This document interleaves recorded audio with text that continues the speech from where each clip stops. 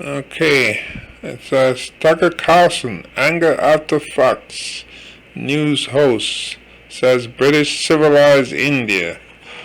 I didn't read the article. I just saw the headline here. Let's see. An American TV anchor is drawing the ire of Indians for suggesting that the British had civilized India. Tucker Carlson from Fox News Channel claimed that India had not produced any architectural marvels after British rule ended, which was what, 1947?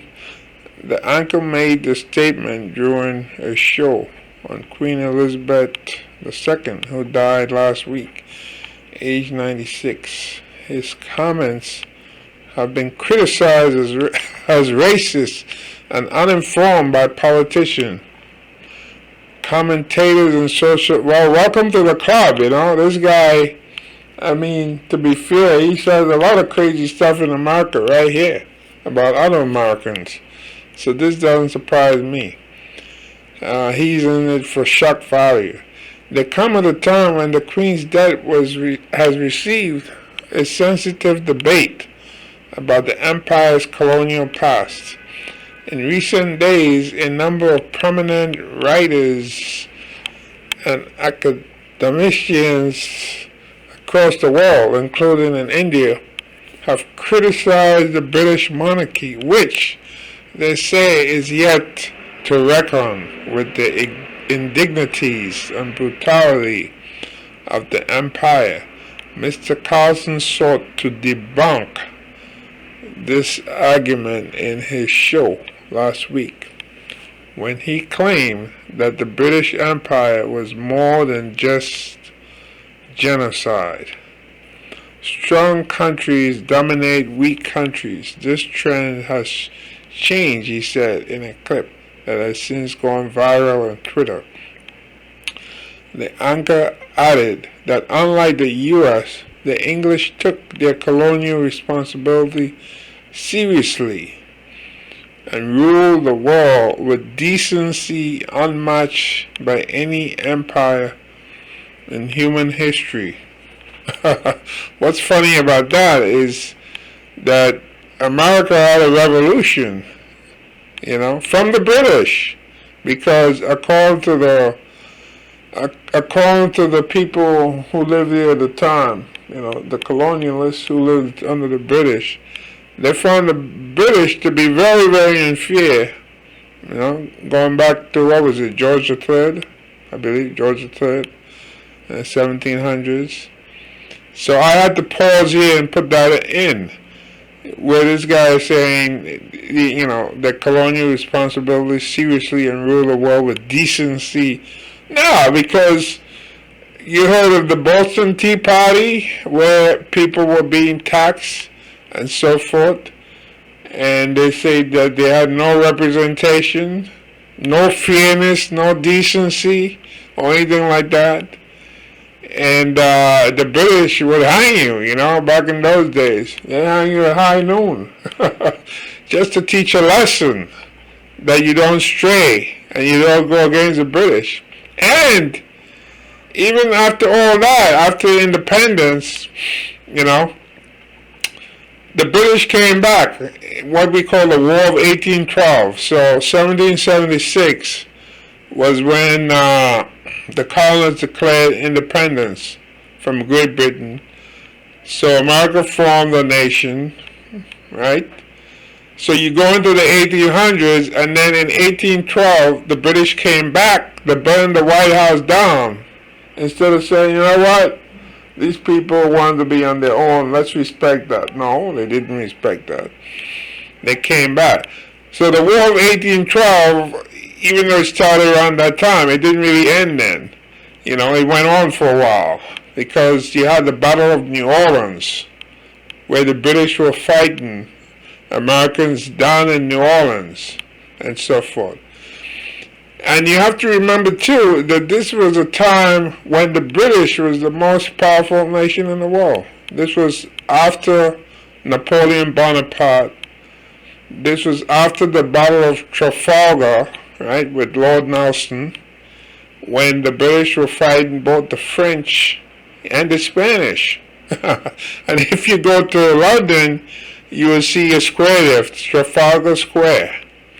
And Trafalgar Square has to do with Lord Nelson and the battles. He was able to defeat the French under Napoleon and the Spanish at the same time, even though he didn't have as many ships. So back then, the British was called the most powerful nation on earth, which is true at the time. Also, in their song, Rule Britannia, if you look at the words of that song, Rule Britannia. Rule Britannia, Britannia rule the waves. Okay, so when they say Britannia rule the waves, that means on the sea, the British had the most powerful navy in the world. And when you have anything powerful, you're not going to be Mr. Nice Guy. You know, that's not how you win friends. With a smiley face, being nice. So this is completely false, what this guy is talking about. And I'm going by the history I learned in school here in the United States, you know, growing up in public school.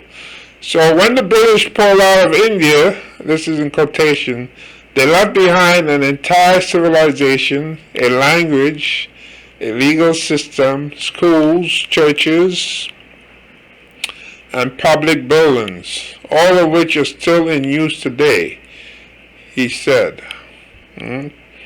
It's right there. The anchor then tried to defend his position by giving the example of Victoria Terminus Station, a sprawling Victorian structure of yellow sandstone, granite, and blue-gray basalt in what was then the city of Bombay, now Mumbai, which was built by the British in 1887 and renamed as, Chhatrapati Shivaji Maharaj Terminus in 2016. After 75 years of independence, has India produced a single building as beautiful as the Bombay train station the British colonialists built? No, sadly it has not one, Mr. Carlson said. His comments outraged many in India, including senior politicians like Shashi Tharoor of the main opposition Congress Party. I think Twitter ought to have an option for something to press when you can't respond without losing your cool, Mr. Tharoor tweeted with two angry emojis on Tuesday. That's what he said right here. Right? Another user said he found the claim funny as the most stunning building he had seen in India wasn't built by the British, but by Indians themselves. That was before colonialism, when they could still afford to. Colonialism wrecked India. It didn't build it. He said tennis legend Martina Navratilova also weighed in on the matter and said that Mr. Carlson's utter ignorance of history was quite staggering.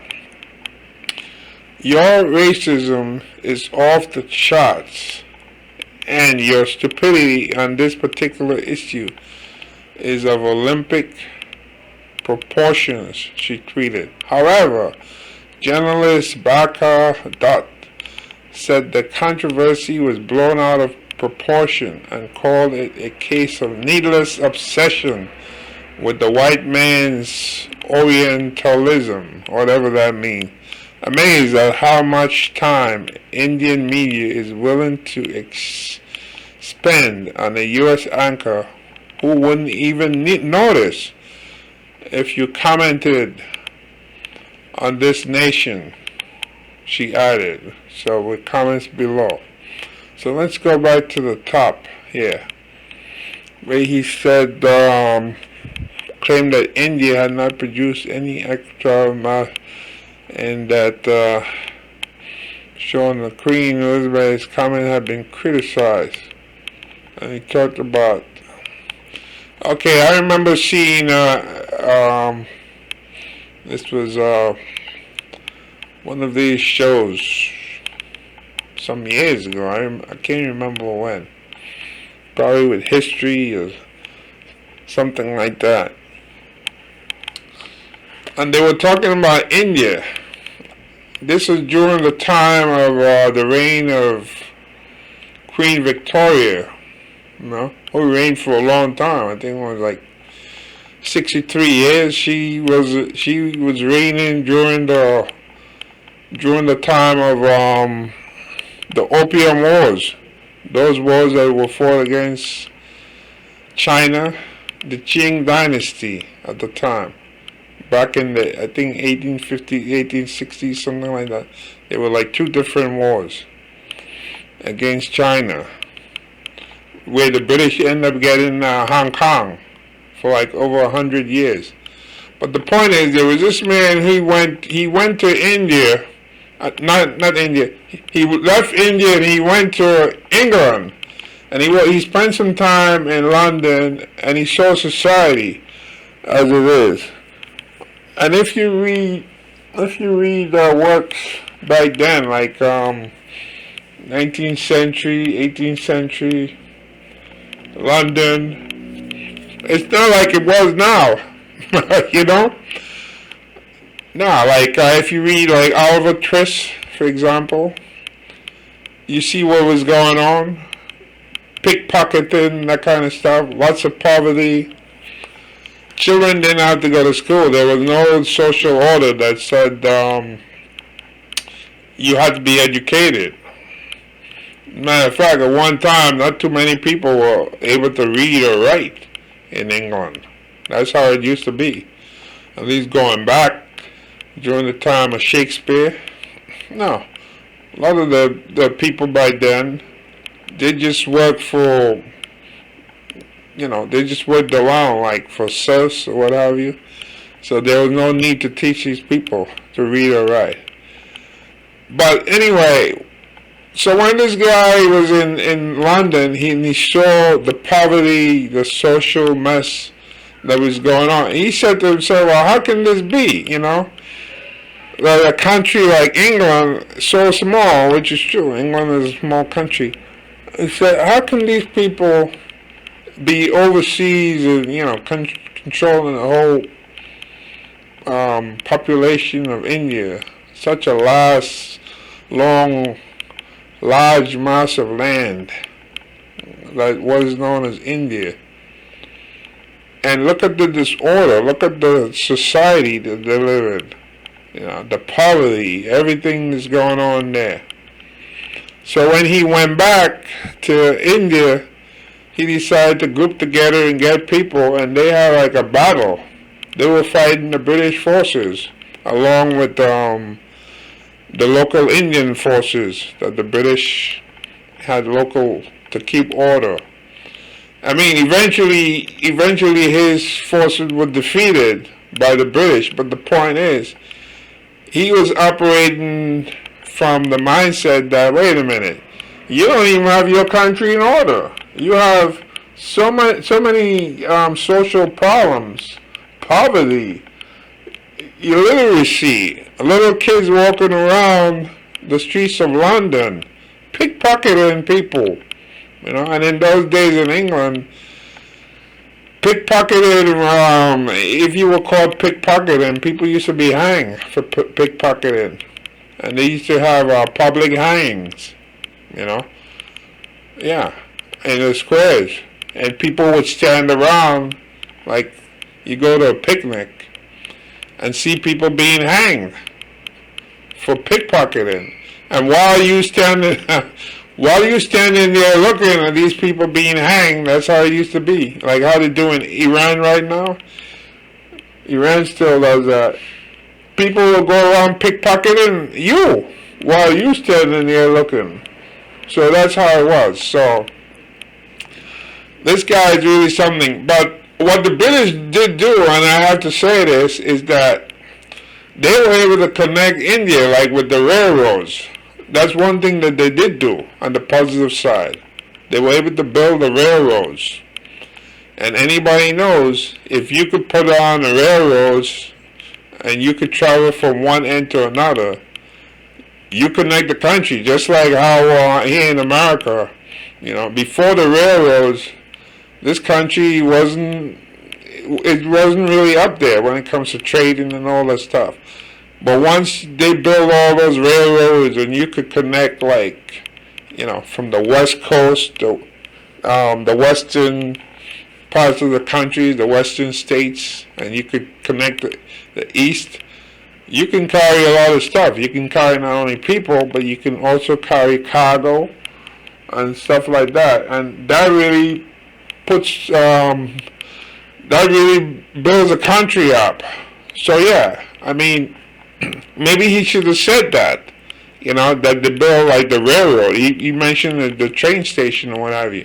But the railroad, building railroads, crisscrossing the country, that really made a big difference in India today, as it is. But to say what he said, really, the word civilized or what have you, no. That's not the point, because India is made up of different parts, you had different people, whether it's Maharaji or what have you, all these people had their little kingdoms and so forth. So, and different languages too. It's not the same language. And I don't know about building churches like you said. Really, the average Indian is not somebody who goes to a church. They have their temples or what have you. Different religion, not a Christian religion. So I don't think the British went to India to build churches. That wasn't their objective at all. They were there for a purpose, and that was to create wealth, to help make England rich. And that's what they did.